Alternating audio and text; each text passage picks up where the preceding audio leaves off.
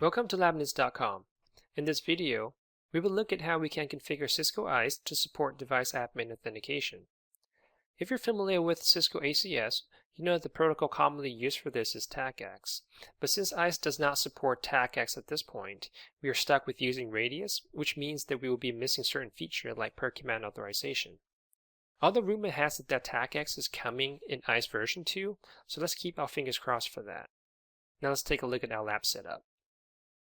So in the lab, we have a switch 1 that we'll be using as a test login device, and we'll have 3 login accounts.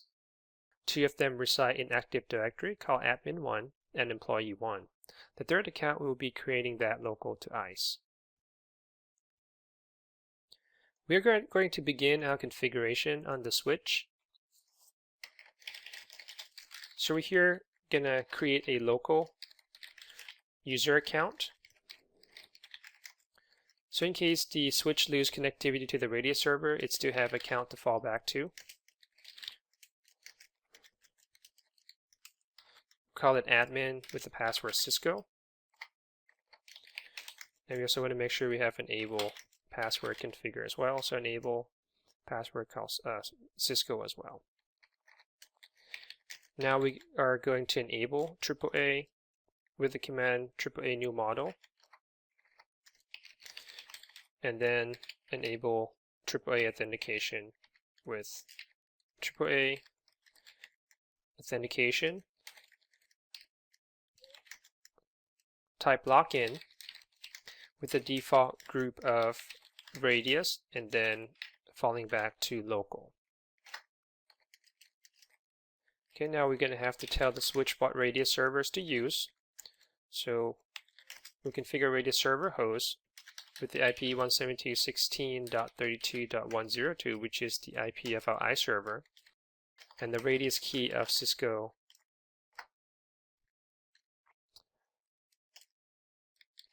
We also want to shorten the Radius timeout, so we do not have to wait for too long if ISE becomes unreachable and the switch needs to fall back. We also want to source our Radius traffic from a loopback interface. And that should be all of the configuration you need for now on the switch as far as to accomplish a simple authentication. Next, we're going to turn our attention to the ISE server. But actually, before we do that, let me show you the 2 user accounts that we have created previously on the Active Directory. One is called admin1 and one is called employee1. Okay, now once you log into ISE, we're going to add the switch as a network device, so ISE recognizes the switch when it receives an authentication request. But when you deal with a network device, you also have an option to create network device groups. And usually network device group comes into play when you perform authorization. So for example, you might want a different user to have different level of access on the certain device that belongs to device groups, and you can group them in pretty much any way you like. By default, ISE comes with 2 device groups. One is called all device types and one is called all locations. The name pretty much speaks to it, for itself.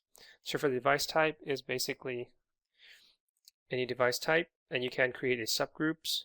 For us, we have a type switch. So we're going to create a group called switch, just to show you as an example. And if you happen to have, for example, different locations in your network, whether it's buildings or campuses or remote location, you can also do that if it's desirable for you to grant different network access based on location. But for us, we're just going to leave it at all locations default. Next, we go into network devices, and to add the switch as a network device, you click add. To give it a name, our switch is called SW1. If you want to give a description, for example, we can set core switch, for example. With IP address, we specifically tells the switch to use a loopback address to source the Radius packets. So The IP file loopback is 172.16.0.1. You also have an option to specify the model name and software version of the device if you would like to provide a little bit more information. But again, this is only for informational purposes. You don't really use it for authentication. Actually, you do. It's part of the policies. Next, for the device groups, for location, we're going to leave it at all locations since we didn't really create any subgroups. But for the device type, we're going to choose switch. Next, for the authentication setting, this is where you specify your radius key. So for us, we use Cisco, and you can click on Show to look at the clear text version of the key. You also can configure as NMP settings, but usually that's you only need that when you're dealing with profiling, because ISE is capable of querying a device through SNMP to obtain additional information to complete the profiling process. But since we're not dealing with profiling in this video, we're just going to go ahead and skip that step. Here we click Submit.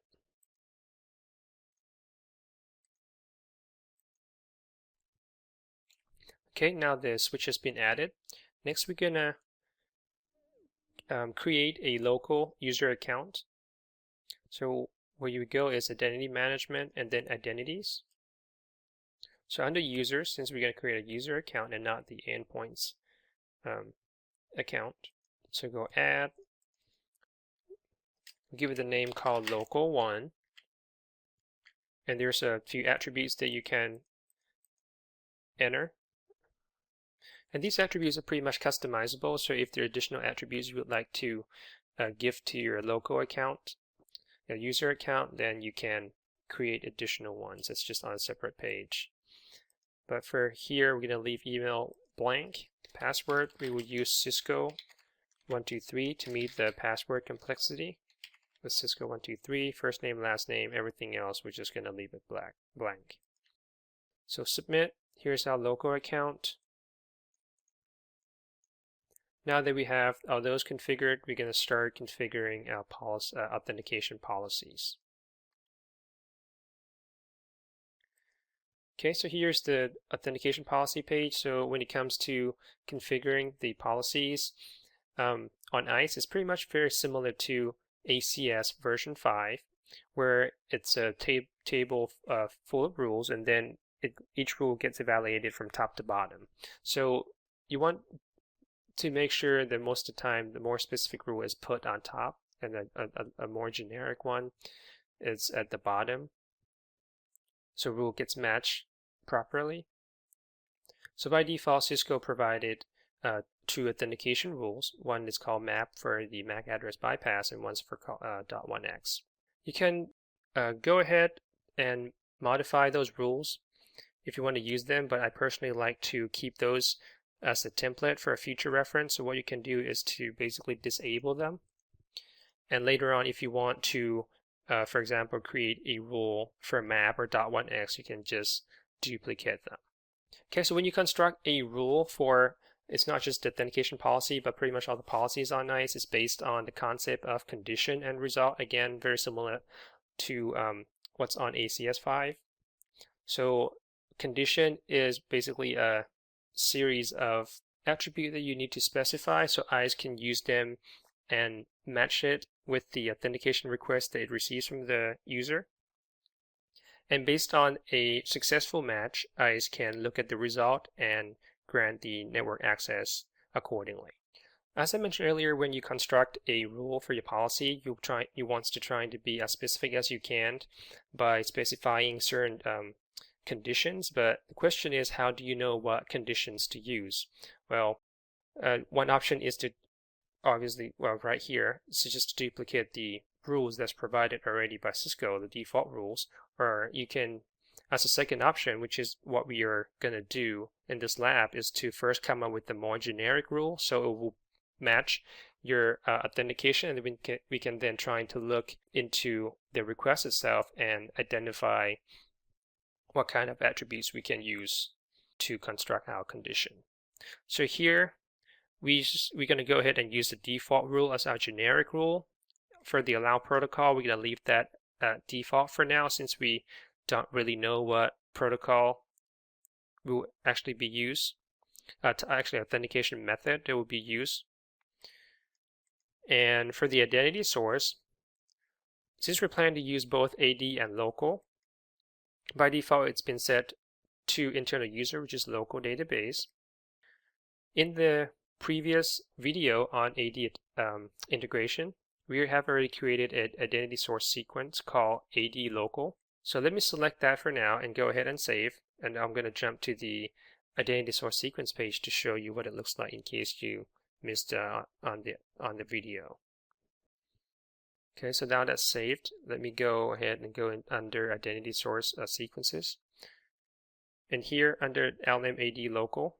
So identity source sequence is just basically a list of identity sources that you're allowing ISE to look through when it's trying to find a user in the authentication request.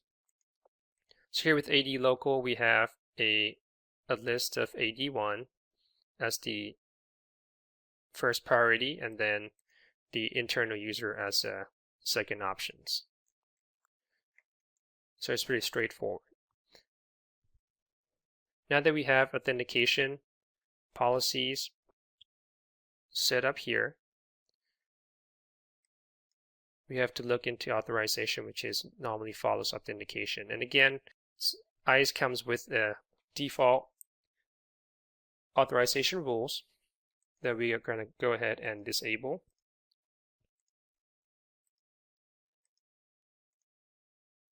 And the default rule is already permitting access, so there's not really a need for us to change that. So save.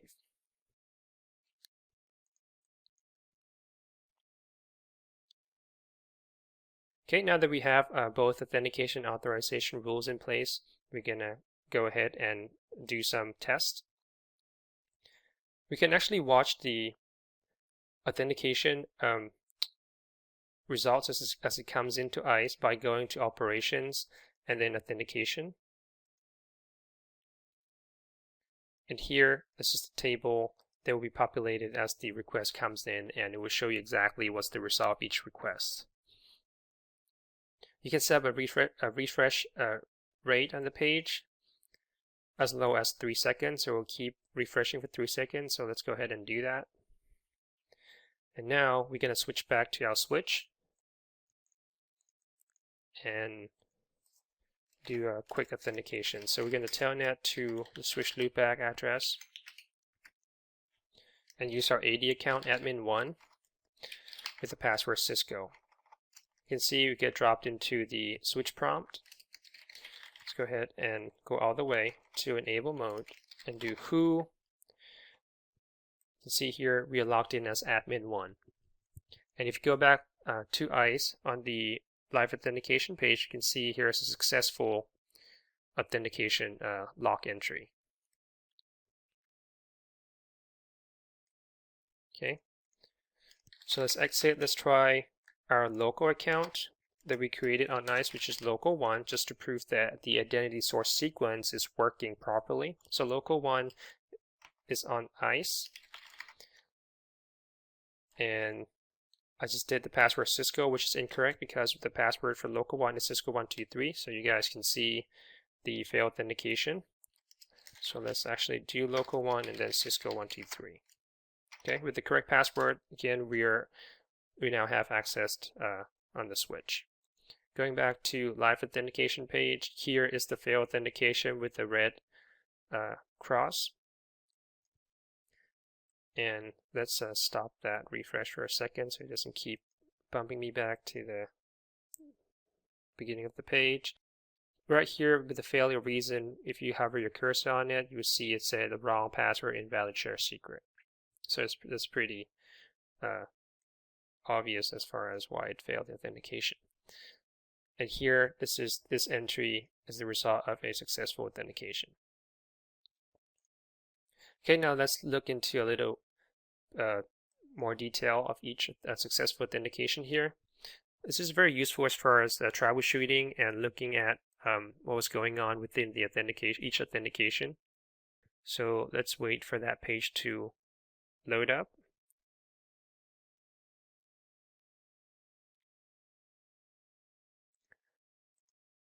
As you work with ISE more and more, you will find yourself keep coming back to this page, and this is probably one of the most useful page for your troubleshooting purposes. So going from top to bottom, say rated status is authentication succeeded with username admin1, and that's the IP of the device that we're trying to access.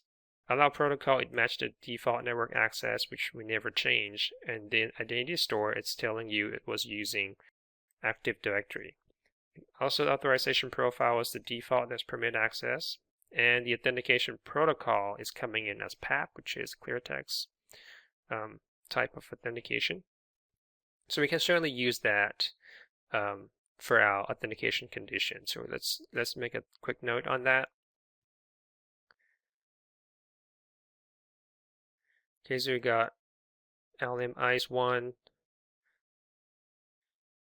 username admin. Let's see anything else is of our interest here. NAS port type virtual. So that basically we can use that to represent the characteristic of this particular type of authentication. So again, make another quick note on that. So you can see the ISE is giving you a whole lot of information on this particular page right here. If you scroll down further, it actually steps you through the radius authentication progress as far as what rule got matched. So here it matched default rule as we set up the default rule to as a generic rule. The identity stores that selected the actual authenticating against AD succeeded, and then authorization policies. So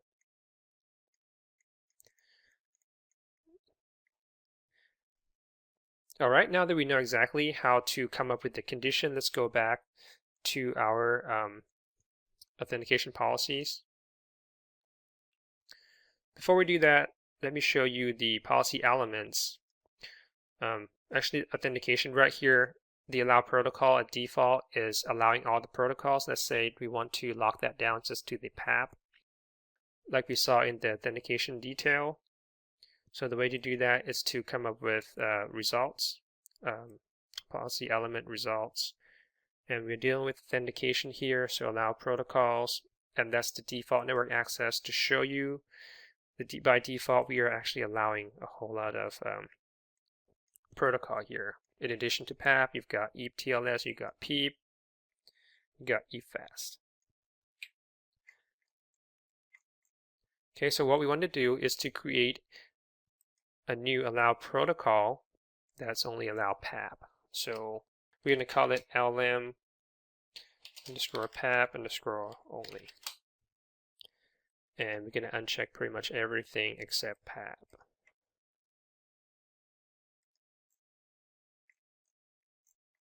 Okay, so submit.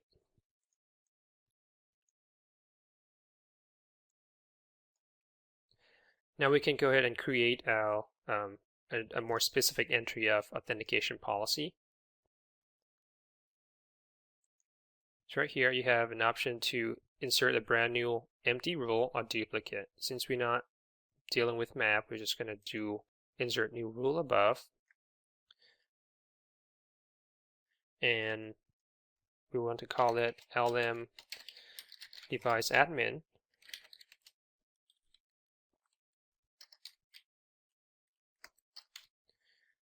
And right here for condition, you have an option to select a condition from a library. That means you have previously configured a authentication condition as an element. But since we didn't do that, we're just going to do it on the fly by doing advanced option here. And before we saw that there's a radius attribute that will characterize this particular type of radius authentication request, and that attribute is called radius NAS port type. Let's see if we can find that radius NAS port type here. And we want it to be equal virtual. Okay, so just to jump back to the authentication detail page, right here in port type virtual.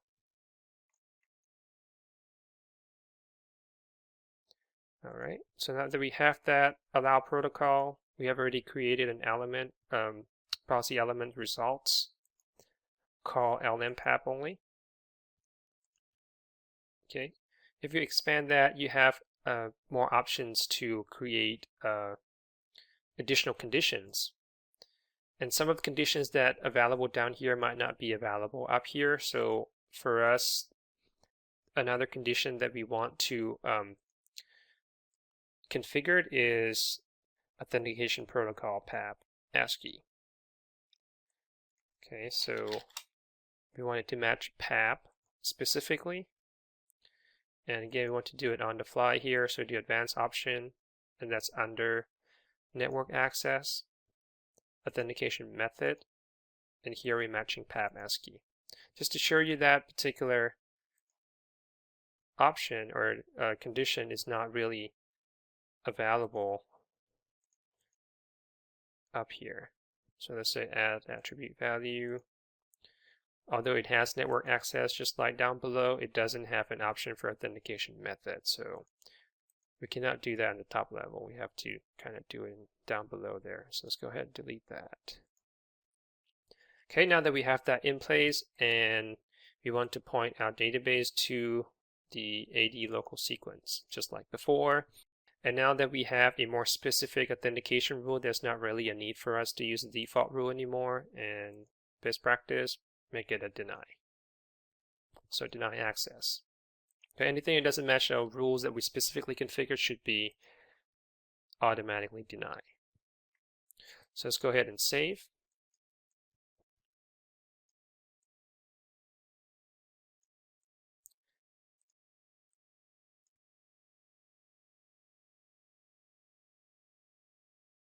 Okay, now that we have that in place, we can go back to our switch and do another test. Again, account admin 1, Cisco, successfully authenticated. Let's try our second account, which is employee 1, Cisco. Login, no problem. And let's try our third account, which is local 1, Cisco 123. And that's also let us in as well. Okay, now go back to the authentication detail page. So operation authentication. Sometimes it helps just to create make it a new tab so you don't have to jump back and forth here. So with live authentication, right here is our last 3 recent authentication success. And now let's see what's the difference. Let's go under admin one more time. Okay, same thing, authentication succeeded, but this time for the allow protocol, instead of the default one, we have the lmpap only that we configured. Authorization profile, we never changed anything. Keep going down. And right here, allow protocol selection match rule. So this is the rule that we configure specifically for device admin authentication. If you switch back the page right here, LM device admin, so it's telling you which rule it's getting matched, and it's matching the one that we want. Okay, so the two conditions that we configure on the rule, it's working. Now let's take a quick look at the successful login log for the local account. Everything is pretty much almost identical except the identity stores, which has now become internal user instead of AD1. Okay, you can see everything is pretty much the same. Identity store, internal user.